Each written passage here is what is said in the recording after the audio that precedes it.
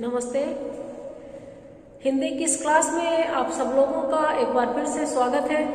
मैं आप लोगों की मैम डॉक्टर संजू आप लोगों से मिलकर मुखातिब होकर अच्छा महसूस कर रही हूँ। उम्मीद है कि आप लोगों को भी वीडियोस देखते समय अच्छा लगता होगा, क्योंकि देखिए अच्छा लगने के भी दो कारण होते हैं। एक तो स्वार्थ सिद्धि हो रही होती है कि सिलेबस कंप्लीट हो रहा है, दूसरा आपको मन मुताबिक तरीके से पढ़ने को मिल रहा है। कोशिश रहती है कि आपको बोर ना करूं। और एक बात आपको याद दिलाऊंगी कि आप लाइक का बटन दबाना भूल जाते हैं। आप जब इस वीडियो को देखते हैं या किसी भी वीडियो को देखते हैं, आपके सिलेबस से रिलेटेड चीज़ें आप तक ठीक से पहुंचती हैं, फ़ोन पे कभी कभार आप बता भी देते हैं, तो फिर आप लोग शायद जानते नहीं हैं कि वहाँ पर एक पसंद और नापसंद का बटन होता है। पसंद नहीं आता हो तो डिसलाइक का बटन दबाते हैं, और पसंद करते हैं तो लाइक का बटन दबाना चाहिए, कमेंट करना चाहिए, शेयर करना चाहिए, दूसरे लोगों तक एक बात पहुंचानी चाहिए। और जो चीज़ आपको और चाहिए, जो समझ में नहीं आई, वो कमेंट में आप बता सकते हैं। तो हम लोग पढ़ रहे थे ऊंचाई कहानी, BA part first paper second. Manu Bhandari हमारी कहानीकार है। अतुल, शिवानी, शिशिर, इन तीनों के अलग अलग व्यक्तित्व को हम देख रहे थे। तीनों के बीच में जो एक, हम लव ट्रायंगल नहीं कहेंगे क्योंकि ऐसा नहीं हुआ था, लेकिन शिशिर को ऐसा लग गया था। शिवानी एक बहुत सधे मन की, बहुत बैलेंस्ड महिला के रूप में हमारे सामने आई है। अतुल को उसने प्रेम दिया क्योंकि उसकी जरूरत उस समय उसको लगी। एक वीरान जिंदगी जिस तरह अतुल जी रहा था, शिवानी को लगा कि उसके लिए सबसे बढ़िया जो काम कुछ करेगा वो ये नैकट्य ही करेगा। शिशिर एक अच्छा इंसान है, शिवानी को बहुत प्यार करता है, लेकिन बहुत प्यार करने वाले लोगों की एक प्रॉब्लम होती है। जुकाम तो नहीं है, लेकिन नाक ठंडी हो रही है सर्दी से, जुकाम नहीं है। तो शिशिर को ये लगता है कि उसकी होते हुए अतुल की कैसे हो गई। ये होते हुए हो जाना बड़ा खुद के लिए भी टॉर्चरिंग होता है। पॉजेसिवनेस बहुत घातक होती है। शिवानी को ये लगता है कि शिशिर की तो वो है ही, शिशिर से उसको कोई नहीं छीन सकता। एक पल के लिए जरा सा कुछ अतुल को दे दिया ताकि वो जीवन में उम्मीद लौटा सके, हंस सके, मुस्कुरा सके, शायद फिर से उसका मन हो जाए घर बसाने का। दोनों में वाद विवाद हो रहा है। हम काफी लंबा कर चुके हैं, 10 वीडियो कम से कम हम इस विषय पे बना चुके हैं। एक एक लाइन हमने कहानी की करी है। वाद विवाद हो रहा है। वो जब कहता है कि सच बताना, उस समय क्या तुम्हें एक बार भी मेरा ख्याल आया था? बड़े प्यार से भीगे मन से बच्चे की तरह पूछता है कि एक बार पूछूं, बस एक बार बताना, ख्याल आया था? ख्याल, और इतनी देर बाद पहली बार मुस्कान की एक हल्की सी क्षीण सी आभा उसके फीके होठों पर फैल गई। हल्की सी मुस्कुराहट के साथ एक कई देर के बाद, कई दिनों के बाद एक हल्की सी चमक उसके होठों पर मुस्कान की आई और कहती, ख्याल, तुम्हारे सिवाय तो कोई बात ही मन में नहीं थी, कुछ नहीं था तुम्हारे सिवाय तो मन में। तुम नहीं होते तो शायद मैं वहां जा ही नहीं पाती। शरीर पर चाहे मैं छाया हुआ हो, पर मन पर तुम, केवल तुम ही छाए थे। शरीर पे अतुल था क्योंकि उस समय जरूरत थी उस बात की। मैं बहुत अच्छे से एक्सप्लेन कर चुकी हूँ मेरे हिसाब से आपके सामने सब चीजें। कहती है शरीर पे तो वो था, लेकिन मन पर तो तुम थे। भीतर तो मैं जानती थी, मैं तुम्हारी रजामंदी से, तुम्हारे को साक्षी मानकर, तुम्हारी वजह से उसे जोड़ पा रही हूँ। तुम पे इतना भरोसा था, तब मिली थी। और ये कहना एक सफाई देना सा लगता है। मन कहीं छोटा हो जाता है, दुखी हो जाता है, तो शिवानी ने धीरे से अपना हाथ शिशिर के हाथ से छुड़ाया और शॉल को उतार कर एक और रख दिया। यहाँ तक हमने किया था। धूप में कुछ तेजी आ गई थी और हवा में हल्की सी ऊष्मा। धूप थोड़ी तेज हो गई थी, हवा में गर्मी आ गई थी। तुम सच कह रही हो शीनू, बिल्कुल सच। और शिशिर का मन हो रहा था कि शिवानी बार बार इसी बात को दोहराती जाए। एक गाना सुना था हमने, क्या खूब लगती हो, बड़ी सुंदर दिखती हो। क्या कहते हैं फिर उसको वो, फिर से कहो, कहते रहो, अच्छा लगता है ये होता है हमारे मन मुवाफिक। और प्यारी सी बात, ऐसे झूठ नहीं, इसको हम जानते हैं कि ये दिल से कही गई है। झूठ तो हमारे सामने कोई तारीफ करे तो हमको बड़ा खराब लगता है, मुझे तो लगता है। तो शिवानी ने जब बोला कि तुम तो थे ही, तुम्हारा ख्याल नहीं होता तो क्या होता, तुम मन में तो तुम ही थे। तो इतना इसको अच्छा लगा, कहता है कि बार बार कहो ना। जानते तो मैं तुमसे झूठ नहीं बोल पाऊंगी, कोई बात छिपा भले ही जाऊं, पर झूठ बोलना मेरे लिए संभव नहीं है। बात छिपाना एक अलग बात है, मजबूरी में कोई बात छिपा लिए कि पता चलेगा तो बुरा मानेगा, लेकिन जानबूझ के झूठ बोलना, चेष्टा के साथ झूठ बोलना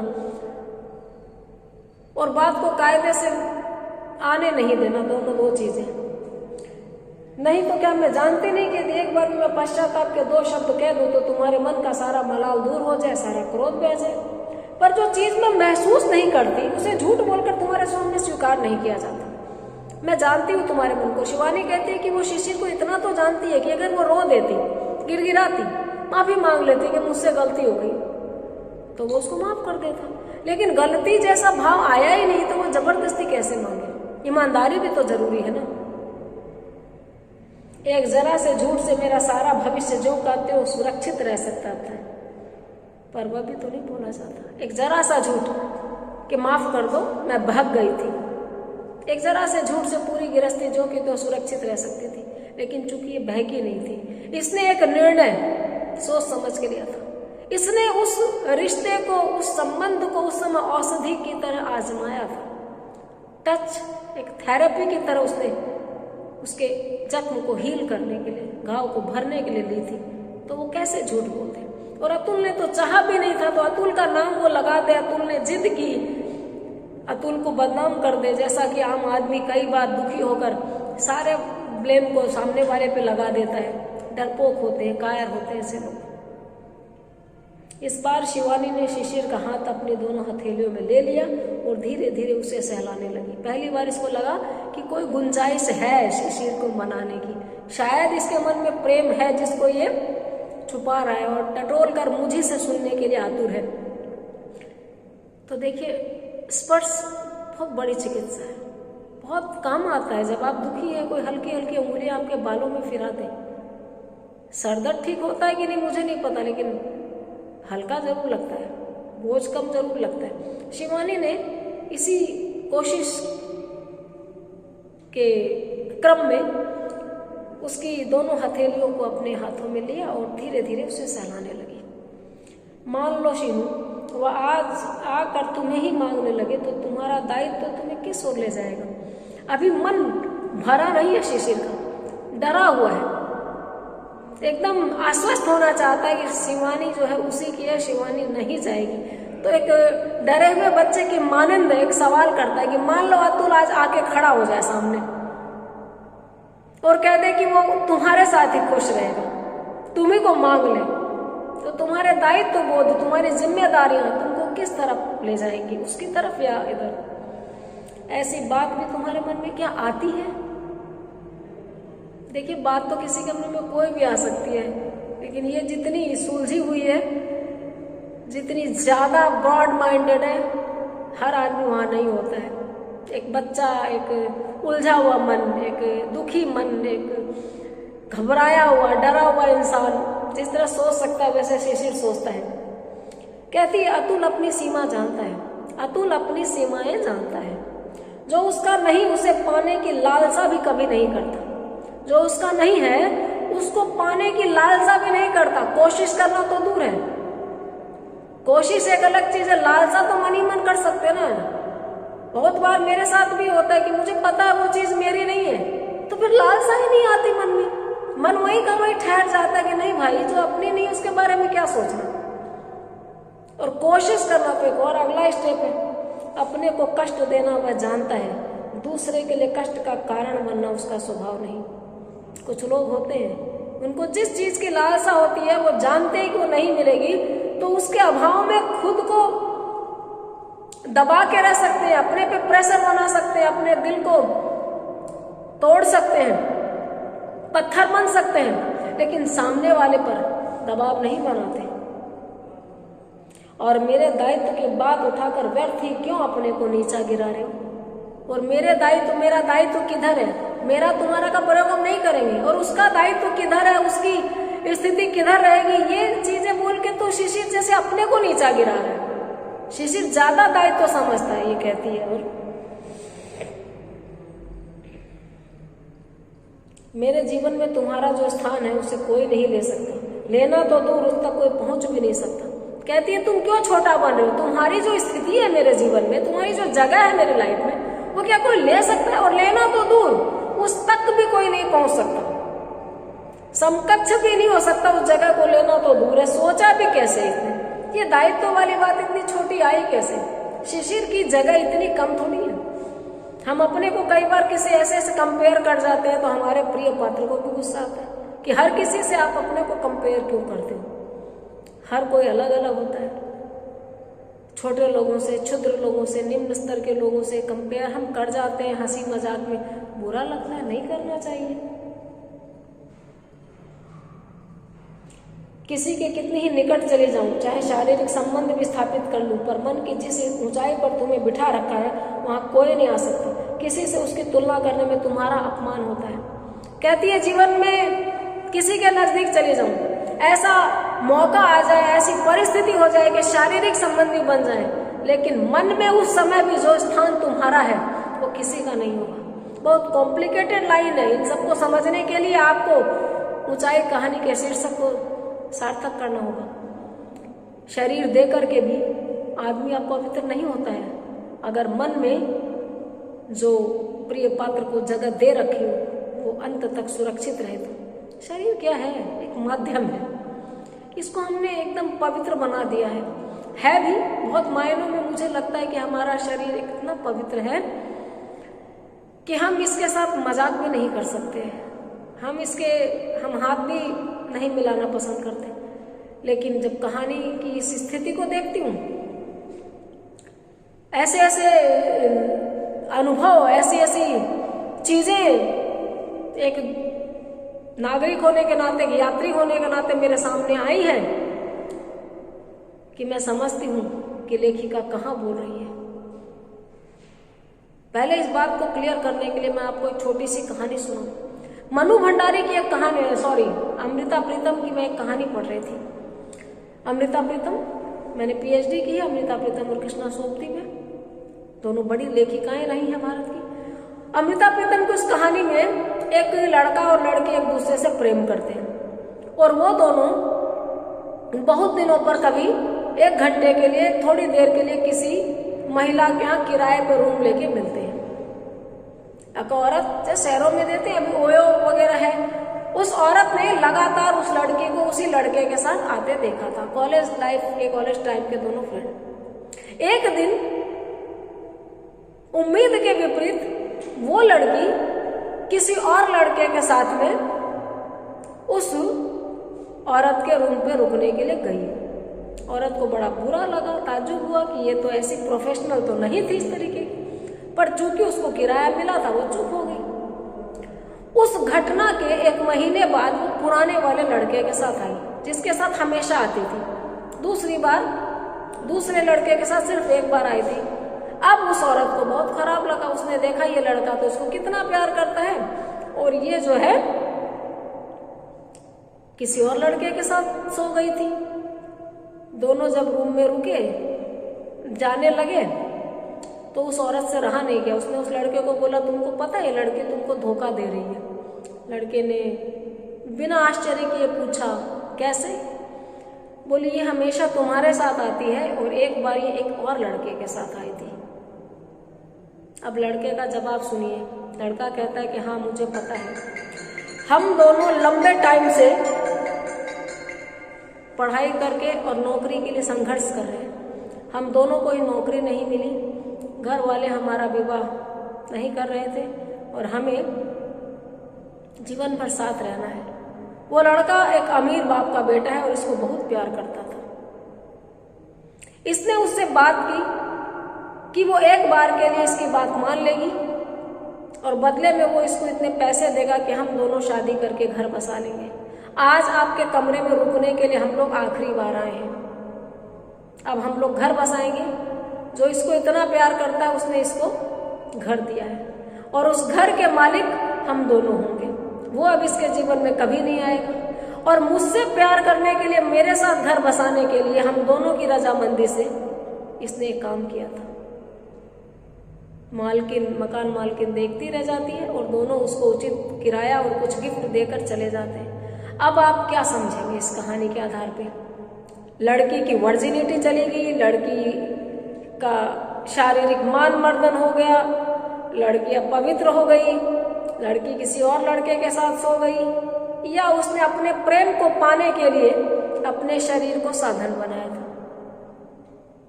आप पे छोड़ती हूँ। मुझे इस कहानी ने बहुत सोचने पर मजबूर किया था। ठीक इसी तरह अतुल को जीवन में मरने के लिए, अकेले एकांत में घुटने के लिए, देखिए अकेलापन सबसे बड़ी सजा है। रोटी, कपड़ा, मकान, हम 3 चीजें जीने के लिए जरूरी समझते थे, तो फिर वो लोग क्यों सुसाइड कर लेते हैं जिनके पास खाने के लिए पिज्जा बर्गर भी है, बहुत अच्छे कपड़े भी है, बहुत बड़ा घर भी है, इवन नेम एंड फेम है, हीरो हीरोइन, उद्योगपति, क्रिकेटर, एक्टर, वो क्यों सुसाइड करते हैं? एक अवसाद उनके मन में आता होगा। वो अवसाद सबसे ज्यादा अकेलेपन से आता है और यही अवसाद उसने अतुल के चेहरे पे देखा है। वो नहीं चाहती कि अतुल घुट घुट के मर जाए और इसके लिए सबसे जरूरी था कि उसको एक बार इस तरह प्यार किया जाए कि वो शिवानी को दोष मुक्त कर दे, शिवानी से बरी हो जाए। किसी की यादों से बरी होने के लिए कई बार उसके करीब जाना पड़ता है और उसके बाद वो नए सिरे से जीवन जिए। तो वो यही कहती है कि चाहे किसी के भी निकट चले जाऊं, चाहे शारीरिक संबंध भी स्थापित कर लूं, पर मन की जिस ऊंचाई पर तुम्हें बिठा रखा है वहां कोई नहीं आ सकता। किसी से उसकी तुलना करने में भी तुम्हारा अपमान होता है। वहां एक क्षण को रुको, पर कभी नहीं सोचा था, वहां एक क्षण के लिए वह रुकी, पर कभी नहीं सोचा था शिशिर की यह सब मुझे कहकर तुम्हें बतलाना पड़ेगा। वो कहती है कि ये सबसे ज्यादा दुख हो रहा है कि ये सारी बातें कहनी पड़ रही है। इतना प्यार था दोनों में कि लगता था कहना थोड़ी पड़ेगा। अंडरस्टूड है, वो जानता है कि शिवानी उसके बिना कहीं नहीं जाएगी, उसके सिवा किसी की नहीं होगी। और बात समाप्त करते करते वजह से फूट पड़ी। केवल 2 सबल बाहों की कसाओं में उसकी सारी जड़ता, सारी तटस्थता एक साथ ही पिघल गई। केवल आंसू, हिचकिया। नारी सुलभ लज्जा नहीं, स्त्री सुलभ चेतना ने, दृढ़ता ने उसको आज तक थामे रखा था कि वो टूटकर उसकी बाहों में नहीं गिरी, वो रोई नहीं। लेकिन आखिरकार मन होता है, दृढ़ता तो ओढ़ते हैं हम, कोमलता स्वाभाविक है। कहते कहते कि उसके सिवा उसके जगह में कोई नहीं आ सकता और ये बात उसको कहनी पड़ रही है, इसने कभी सोचा भी नहीं था। मन भावुक हो गया, कमजोर हो हुआ, और जब वो मन भावुक होता है तो बादल जब इकट्ठे हो जाते हैं तो बरस पड़ते हैं। एकदम से उसकी आंखों में बाढ़ आ गई, हिचकियां, आंसू और 2 सबल बाहें। इसी का तो इंतजार कर रहा था शिशिर कि बस ये रोए, मैं इसको थामूं। उतने ही भर्राए हुए स्वर में शिशिर ने भी कहा, शीनू तुम मेरे जीवन की इतनी बड़ी आवश्यकता और इतनी बड़ी कमजोरी हो कि मैं तुम्हारे बिना रह भी नहीं सकता और किसी भी रूप में तुम्हें जरा सा शेयर भी नहीं कर सकता।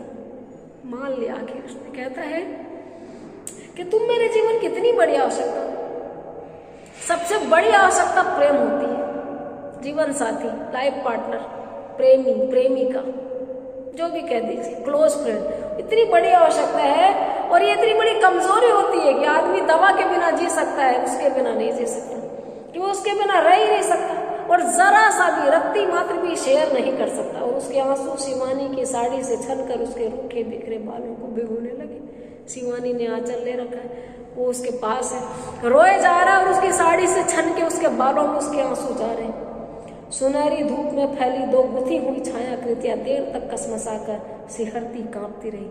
दोनों आपस में गले मिल रहे, ऐसा नहीं लिखा है। 2 छायाएं जो दूर दूर लेटी हुई थी, 2 छायाएं आपस में मिली हुई है, गुथी हुई, यानी दोनों ने एक दूसरे को आलिंगन में ले लिया है।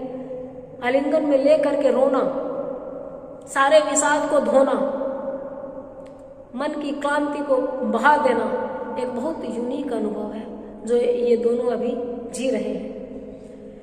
मंत्रोच्चार की ध्वनि ने शिशिर का ध्यान आकर्षित किया। घुटने तक धोती और ललाट पर चंदन पोते हुए 2 व्यक्ति हाँफ हाँफ कर मंत्र बोलते हुए चढ़े आ रहे थे। क्योंकि वहां ऊपर मंदिर है तो मंत्रोच्चार करते हुए, घंटी डुलाते हुए, क्योंकि ऊपर पहाड़ पे चढ़ के आ रहे तो मंत्रोच्चार के साथ हाँफने की आवाज आ रही है। 2 व्यक्ति आप ऊपर आ रहे थे। उसने शिवानी को धीरे से अपने से अलग कर दिया, एकदम हल्के से। एक तो होता हम हड़बड़ा के अलग करते, बहुत सॉफ्टली, नजाकत से, प्यार से हटाते हैं। उसने शिवानी को अलग किया। वे दोनों शायद मंदिर के पुजारी थे। इन्होंने एक बार फिर उन दोनों की ओर देखा और फिर मंदिर का घंटा बजाकर द्वार खोल दिया। उन्होंने देखा 2 लोग बैठे हैं, फिर घंटा बजाया, मंदिर का द्वार खोल दिया। आओ शीनू, अब लौट चले। धूप की तेजी और गर्मी काफी बढ़ गई थी। धूप की तेजी खूब बढ़ गई, गर्मी खूब बढ़ गई। अनमने भाव से शिवानी उठी। दोनों एक क्षण के लिए मंदिर के सामने रुके, फिर मंदिर के पीछे की ओर वहां जाकर खड़े हो गए जहां से ढलान शुरू होती थी। दूर दूर तक मैदान, आपस में गुथी हुई पगडंडियां, नीचे रेंगते हुए छोटे छोटे मनुष्य, छोटे छोटे घर, सभी कुछ बड़ा छोटा छोटा नजर आ रहा था। आप समझ सकते हैं, इसकी व्याख्या आ सकती है कि अनमने भाव से, अनमना भाव जब काफी रो लेते हैं, बोल लेते हैं तो मूड थोड़ा अजीब सा तो हो जाता है, कोई कोई से हो जाते हैं। एक्सेस रोना, बेशक साथ में हंसे भी हो। मंदिर के सामने थोड़ा सा दोनों रुके उस अनमने भाव में, फिर मंदिर के पीछे की ओर जाके खड़े हो गए। वहां से ढलान शुरू होती है, दूर दूर तक मैदान, आपस में गुथी हुई पगडंडियां आपस में बिल्कुल गुथी हुई, नीचे रंगते हुए छोटे छोटे मन, नीचे रेंगते, वैसे लग रहा मनुष्य जो है रेंग के चल रहे, क्योंकि बहुत ऊंचाई से देख रहे थे। छोटे छोटे घर, सब कुछ छोटा इसलिए दिख रहा था कि ये लोग ऊंचाई पे खड़े थे। हम लोग शायद काफी ऊंचाई पर हैं। कितनी ऊंचाई होगी इस पहाड़ की? बहुत ऊंचाई पे हम लोग, कितनी ऊंचाई होगी? ठीक ऊंचाई तो नहीं मालूम, फिर भी ऊंचा तो है ही। नाम ही है विपुलाचल, कहता है ठीक ऊंचाई तो नहीं पता, लेकिन नाम ही विपुलाचल है। विपुलाचल, विपुल जोड़ अचल, ऊंचा पहाड़। पहाड़ पर खड़े हो जाओ तो सभी कुछ कितना छोटा छोटा लगने लगता है ना। शिवानी के आंसुओं से धुले मुख पर फैली हल्की सी मुस्कान शिशिर को बड़ी प्यारी लगी। बहुत रो लेने के बाद में आंसुओं में भीगी हुई जो हंसी आती है, मुस्कान आती है, वो बहुत सुंदर लगती है। शिवानी ने जब बोला कि पहाड़ पर खड़े हो जाओ तो सब कितना छोटा छोटा लगता है, ये बोलते टाइम मुस्कुरा रही थी, थोड़ी देर पहले रोई थी, तो मुस्कान जो अब दिख रही है वो शिशिर को बड़ी प्यारी लगी। उसके कंधे पर बड़े प्यार से हाथ रखकर उसने कहा, चलो शीनू, अब गर्मी बढ़ चली है, फिर अभी कुंड पर भी तो चलना है। पर शिवानी वहीं खड़ी रही। उसने शिवानी के कंधे पर हाथ रख के कहा कि चलो अब चलते हैं, गर्मी भी बढ़ रही है, धूप तेज हो गई है और हम लोग कुंड पे भी चलेंगे। लेकिन शिवानी खड़ी रही। मंदिर का घंटा रह रहकर बज उठता था, जिसकी गूंज उस सन्नाटे में देर तक गूंजती रहती थी। मंदिर का घंटा रह रह के बज रहा था, उसकी गूंज सन्नाटे में गूंजती रह रही थी। तुरंत ही जलाई हुई अगरबत्तियों की सुगंध चारों ओर फैलती जा रही थी। अगरबत्तियों को जला देते हैं तो उसकी सुगंध चारों ओर फैल जाती है। धीरे धीरे दोनों लौट आए। शिवानी एक बार फिर मंदिर के सामने ठिठकी, फिर आगे बढ़ती शिशिर के पीछे चली गई। उतरने के लिए शिशिर ने फिर पगडंडी पकड़ी तो शिवानी बच्चों की तरह मचल उठी, नहीं नहीं, अब हम पगडंडी से नहीं उतरेंगे। शिवानी शिशिर के साथ चल पड़ी है और उसने पगडंडी पकड़ ली शिशिर ने, तो कहती है नहीं नहीं, पगडंडी से नहीं उतरेंगे। मानो शीनू, बड़ा सीधा सा पहाड़ है, एकदम ढलान पर उतरा नहीं जाएगा, फिसल पड़ी तो हड्डी पसली एक हो जाएगी। तुम कहना मानो, ये बहुत सीधा पहाड़ है, ऊंची चढ़ाई है, पगडंडियों से उतरेंगे तो आसानी से नहीं, तब भी मुश्किल से पहुंचेंगे। और सीधी चढ़ाई में तो जरा भी फिसल गए तो हड्डी पसली एक, नहीं फिसलूंगी। फिर तुम हो तो साथ पकड़ लेना, फिर तुम हो ना मेरे साथ, पकड़ लेना। और वह झाड़ियों को हाथ से चीरती हुई मार्ग बनाकर आगे बढ़ी। झाड़ियां थी खूब, जंगली इलाका, उनको चीरती हुई बढ़ी। मजबूरन शिशिर को उसके साथ होना पड़ा। अब जब पत्नी और प्रेयसी दोनों एक है, अब प्रेयसी का कहना कैसे टाले। दोनों एक दूसरे का हाथ थामे, एक दूसरे को सहारा देते संभल कर पैर बढ़ाने लगे। जैसे पीछे वो उसके साथ घूमने गई थी तो कैसे हाथ पकड़ पकड़ के इसने इसको साथ लेके पहाड़ चढ़वाया था, वही दृश्य उसको उस समय याद आया था जब अकेली चढ़ी थी। अभी फिर दोनों साथ हैं। बीच बीच में कंटीली झाड़ियों में शिवानी का आंचल उलझ जाता तो शिशिर बड़ी सावधानी से निकालते हुए कहता, तुम्हारी जिद की भी हद है, सारी साड़ी फाड़ लेना। जवाब में शिवानी केवल हंस देती। कंटीली झाड़ियों में शिवानी की झाड़ी का आंचल फंस जाता। बड़े प्यार से शिशिर उसको निकालता कांटों से और कहता, तुम्हारी जिद देखो, जिद की भी हद है, सारी साड़ी फाड़ लेना। इतनी सुंदर साड़ी, जवाब में वो हंस देती। नीचे उतरते उतरते शिवानी सचमुच थक गई, एकदम से थक गई। थकान शायद चढ़ने की थी, पर उस समय उसका एहसास नहीं हुआ था। अब एकाएक ही लगने लगा कि पैर जैसे झपकने लगे हैं। पैर एकदम से उधर, बस अब एक अगला कदम नहीं रखा जाएगा।